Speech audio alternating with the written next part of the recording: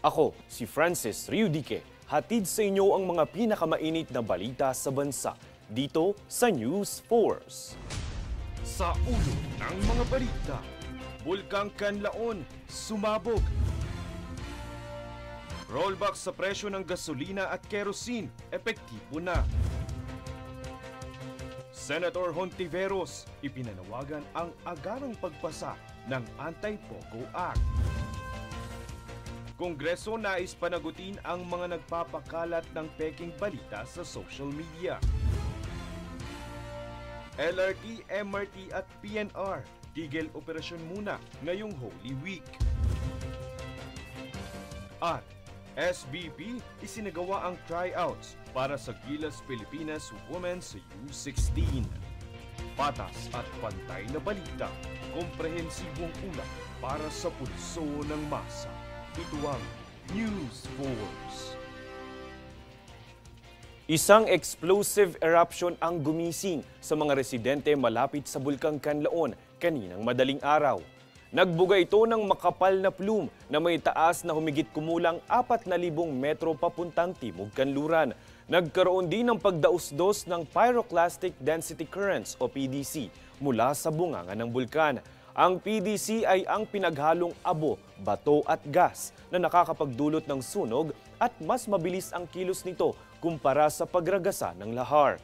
May dala rin itong panganib sa kalusugan tulad ng pagkasunog ng baga at asphyxiation o hirap sa paghinga. Sa ngayon, nananatiling nasa Alert Level 3 ang status ng bulkan. Good news naman po sa ating mga motorista dahil epektibo na ang rollback sa presyo ng gasolina at kerosene. 10 sentimo kada litro ang ibababa ng presyo ng gasolina habang 50 sentimo naman sa kada litro ang bawas sa kerosene. Samantala, mananatili pa rin ang presyo ng diesel. Samantala, sa pakikiisa ng Department of Health sa selebrasyon ng World Health Day, nais tiyakin ng pamahalaan ang kaligtasan para sa mga ina at kanilang sanggol. Layo ng DOH na mabawasan ang maternal death sa bansa sa pamamagitan ng pagpapalakas ng health systems upang masiguro ang prenatal care, ligtas na panganganak at postnatal support. Kabilang din dito ang magpapalawak ng kapasidad ng mga health workforce at pagpapatatag ng reformang pangkalusugan sa komunidad sa pamamagitan ng inisyatibang Puro Kalusugan. Tinatayang nasa 2 taon ang titiisin ng mga commuter bago tuluyang matapos ang major rehabilitation ng Epifanio de los Santos Avenue o EDSA. Ito'y batay sa pagsusuring ginawa ng Department of Public Works and Highways o DPWH. Ayon kay MMDA Chairman Attorney Romando Artes, ang naturang proyekto ay tinuturing ng long overdue at hindi na matatawag pang rehabilitasyon dahil total replacement na ang gagawin sa EDSA. Kaugnay nito ay tiniyak naman ng ahensya sa publiko na nakahanda ang kanilang mitigating measures sa panahon ng rehabilitasyon at kumpiyansa sa oras na ito ay matapos masusolusyonan ang problema sa lubak-lubak na daan na isa sa dahilan ng pagbagal ng trapiko, gayon din ang kadalasang nagiging dahilan ng mga aksidente.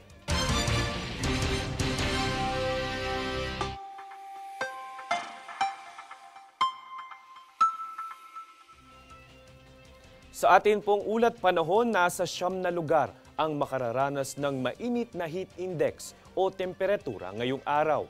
Pinakamataas ang 44 degrees Celsius sa Virac, Catanduanes. Sinundan naman ito ng 43 degrees Celsius ng Cavite. 6 na lugar ang nakapagtala ng 42 degrees Celsius sa bansa.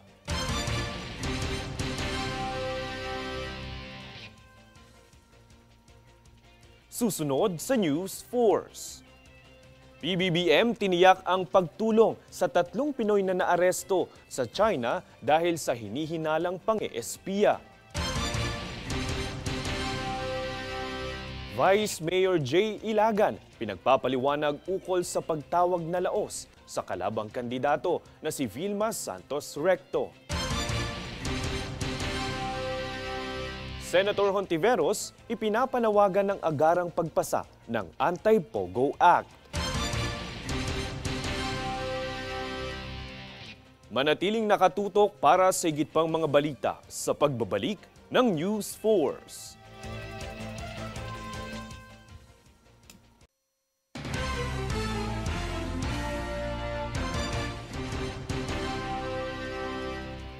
Tiniyak ng Malacanang na tutulungan ito ang 3 Pinoy na hinihinalang mga spy na naaresto sa China. Ayon sa mga otoridad, ganti umano ito ng China sa pagtugis ng pamahalaan sa mga Chinese spy sa Pilipinas. Para sa detalye, narito ang ulat. Sinigurado ng Malacanang na magkakalob ito ng legal assistance at iba pang anyo ng tulong sa 3 Pinoy na pinaghihinalaang spy na naaresto sa China. Ito ang naging pahayag ni Presidential Communications Office Undersecretary Attorney Claire Castro. Kinilala ang mga suspect na sina David Cervanes, Albert Endencia at Natalie Pizardo na natuklasang mga residente ng Palawan. Ayon umano sa investigasyon, sangkot ang naturang mga Pinoy sa pangangalap ng impormasyon tungkol sa military deployments ng China. Pinaniniwala ang kabilang ang mga naturang Pinoy sa tinawag na Philippine Intelligence Service kung saan naobserbahang laging tumatambay umano sa mga base militar sa China. Ayon naman sa National Security Council, ang pag-aresto sa mga Pinoy ay pagganti lamang ng China sa pagtugis ng pamahalaan sa mga Chinese spies sa Pilipinas. Pagigit kasi ni NSC spokesperson Jonathan Malaya, mga ordinaryong Pilipino lamang ang naaresto sa China. Sa katunayan, parte ang mga naturang Pinoy sa scholarship program na kasunduan ng Hainan China at Palawan. Itinanggi din ni Malaya ang alegasyon ng China na mayroon umanong Philippine Intelligence Agency na pinaniniwala ang kabilang ang mga naarestong Pinoy. Sa kasalukuyan ay wala pang pahayag ang Armed Forces of the Philippines o AFP dahil hinihintay pa umano ang kabuuang ulat ng naturang issue. Francis Riudique, nag-uulat para sa Golden Nation Network. Mariing ipinanawagan ni Senate Deputy Minority Leader Risa Hontiveros na agad na ipasa ang Anti-Pogo Act alinsunod sa layuning tuluyang mapuksa ang transnational crime sa bansa. Tungayan ang ulat ni Princess Castro. Idiniin ni Senate Deputy Minority Leader Risa Hontiveros nitong Lunes ang kanyang panawagan na agarang ipasa ang Anti-Pogo Act. Ito anya ay upang epektibong mapuksa ang mga operasyon ng transnational scam na nauugnay sa offshore na pagsusugal. Dahil ayon kay Hontiveros, ang pagtutugis sa mga Philippine Offshore Gaming Operator o POGO sa bansa ay nagdudulot ng paglipat o pag-relocate ng mga ito sa kalapit na mga bansa tulad ng Cambodia at Myanmar na nagsasanhi ng pagdami ng mga katulad na scam compound.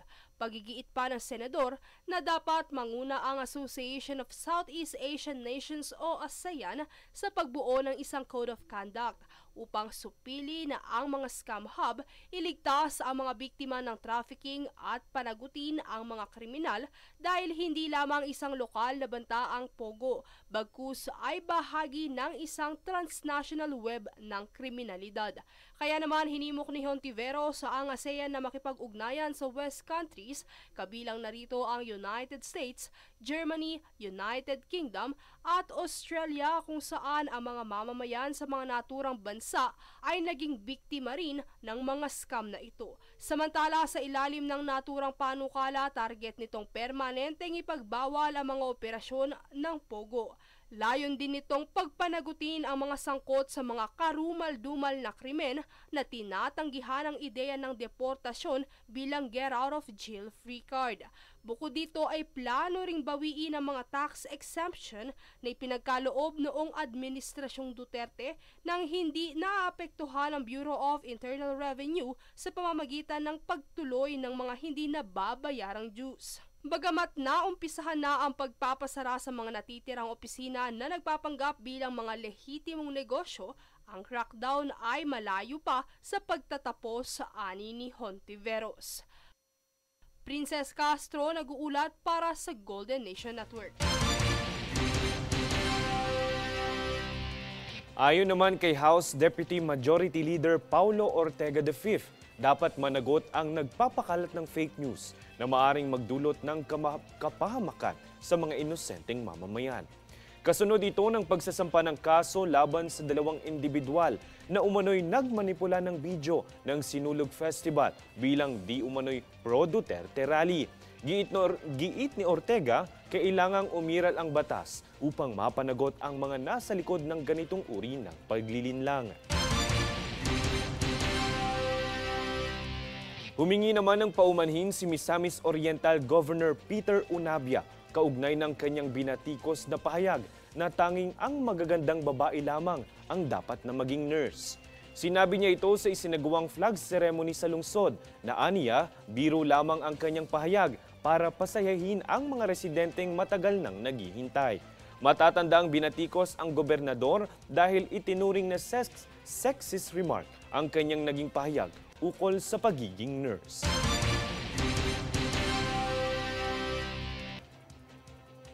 Pinagpapaliwanag ng Commission on Elections o COMELEC si Mataas na Kahoy Batangas Vice Mayor Jay Ilagan ukol sa kontrobersyal na patutsada nito laban sa kanyang karibal na kandidato sa pagkagobernador ng Batangas na si Vilma Santos Recto. Nagbitaw ng pahayag ang vice-alkalde na si Ilagan laban sa dating aktres na si Vilma na nagsabing hindi umano siya natatakot na makatapat ang aktres sa pagkagobernador ng Batangas dahil hindi naman raw ito si Catherine Bernardo at Andrea Brillantes. Dagdag ni Ilagan, siya ay si Vilma Santos lang na laos na at marami sa mga tagahanga ng aktres ay namamahinga na rin at may edad na. Ayon sa COMELEC Task Force, ito ay posibleng paglabag sa Anti-Discrimination and Fair Campaigning Guidelines at maituturing na election offense. Susunod sa News Force. DA umapela sa iba't ibang ahensya na buhayin muli ang industriya ng abaka. LRT, MRT at PNR tigil operasyon muna ngayong Holy Week. BOC binasura ang naipuslit na higit sa 3 milyong vape products sa Maynila. Manatiling nakatutok para sa higit pang mga balita sa pagbabalik ng News Force.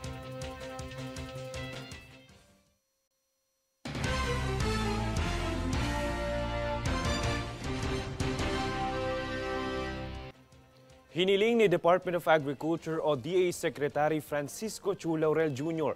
ang muling pagsasaalang-alang ng Bangko Sentral ng Pilipinas sa pagtanggal ng abaca fiber sa mga perang papel dahil sa negatibong epekto nito sa kabuhayan ng maraming Pilipino. Plano rin ng DA na hikayatin ng Department of Foreign Affairs na gamitin ang abaca sa mga pasaporte at iba pang opisyal na dokumento ng pamahalaan. Ayon sa PhilFida, nararapat lamang na pangunahan ng pamahalaan ang pagpapalakas abaka bilang produktong makakalikasan at kinikilala sa pandaigdigang merkado. Tigil operasyon muna ang Light Rail Transit Line 1 o LRT1, Light Rail Transit Line 2 o LRT2 at Metro Rail Transit Line 3 o MRT3 mula Huwebes, ika-17 ng Abril hanggang Linggo, ika-20 ng Abril bilang bahagi ng kanilang taunang maintenance activities tuwing Holy Week break. Kabilang din sa pansamantalang magsususpende ng operasyon ngayong Semana Santa ang Philippine National Railways o PNR sa mga rutang Calamba to Lucena, Naga to Sipocot at Naga to Legazpi. Samantala, babalik sa normal ang operasyon ng parehong LRT, MRT at nasabing ruta ng PNR sa araw ng Lunes, ika-21 ng Abril. Samantala, nakatakdang magtayo ng Kadiwa Stores ang National Housing Authority malapit sa mga pabahay sites nito simula ngayong Abril. Ito ang kinumpirma ni NHA General Manager Joe Bentay na bubuksan sa ilang lugar sa Region 4 at Central Luzon, partikular na ang San Jose del Monte, Bulacan, Laguna, Naik, Bacoor, Cavite at ilang munisipalidad sa Rizal. Sa pamamagitan ng pagpapatayo ng mga Kadiwa Stores, mailalapit sa mga benepisyaryo ng pabahay ang pangunahing bilihin. Ayon kay Tay, tinatayang mahigit sa 1 milyong mga housing beneficiaries ang makikinabang dito. Pinangunahan ni Pangulong Ferdinand Marcos Jr. ang pagbabasura ng halos 3 milyong smuggled na vape products bilang bahagi ng kampanya laban sa iligal na kalakalan at para sa kaligtasan ng publiko. Tunghayan ang ulat mula kay Jade Buhoy.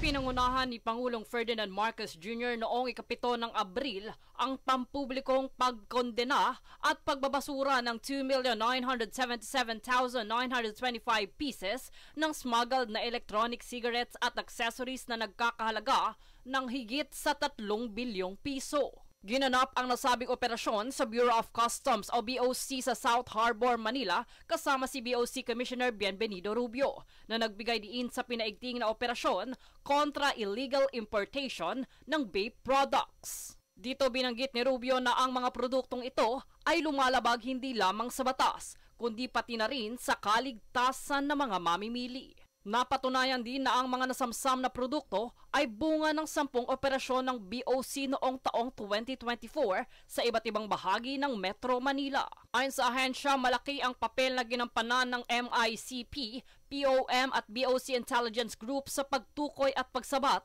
sa mga iligal na padala. Samantala, ang kabuuang halaga ng mga nakumpiskang vape ay bahagi ng mas malawak na anti-smuggling campaign ng BOC na umabot na sa higit 6 na bilyong piso noong taong 2024.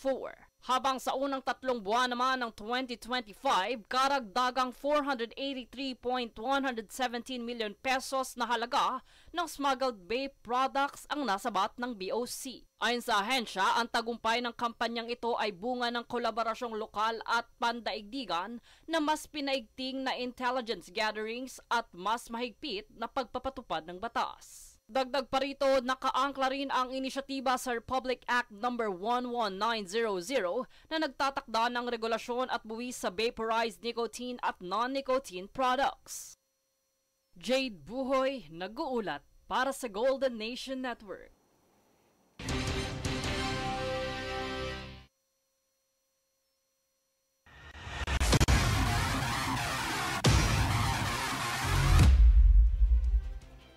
Sinimulan na ng Samahang Basketball ng Pilipinas ang tryout para sa Gilas Pilipinas Women's U16 sa Rizal Memorial Coliseum nitong Lunes. Ang naturang programa ay napuno ng pagnanasa mula sa mga lokal at dayuhang hoopers na dumalo sa pag-asang makaanib sa koponan. Samantala, susunod sa koponan ay ang pakikipagtunggali nito sa mga regional powerhouse gaya ng Australia, China, Chinese Taipei, Japan at South Korea. Kasabay nito ay pinapanatili naman ng squad ang malaking upscale na naabot nito nang mapromote ang bansa sa Division A matapos dominahin ang Division B tilt sa Amman Jordan noong taong 2023. At narito ang recap ng mga nagbabagang balita ngayon. Sa ulo ng mga balita, Bulkang Kanlaon, sumabog. Rollback sa presyo ng gasolina at kerosene, epektibo na. Senator Hontiveros, ipinanawagan ang agarang pagpasa ng Anti-Pogo Act. Kongreso nais panagutin ang mga nagpapakalat ng peking balita sa social media. LRT, MRT at PNR, tigil operasyon muna ngayong Holy Week. At SBP, isinagawa ang tryouts para sa Gilas Pilipinas Women's U16. Patas at pantay na balita, komprehensibong ulat para sa pulso ng masa. Ito ang News Force. At yan ang pinakamainit na mga balita ngayong araw. Manatiling nakatutok sa aming mga ulat at updates sa aming Facebook page, facebook.com/Golden Nation Network. Ako, si Francis Riudique at ito ang News Force.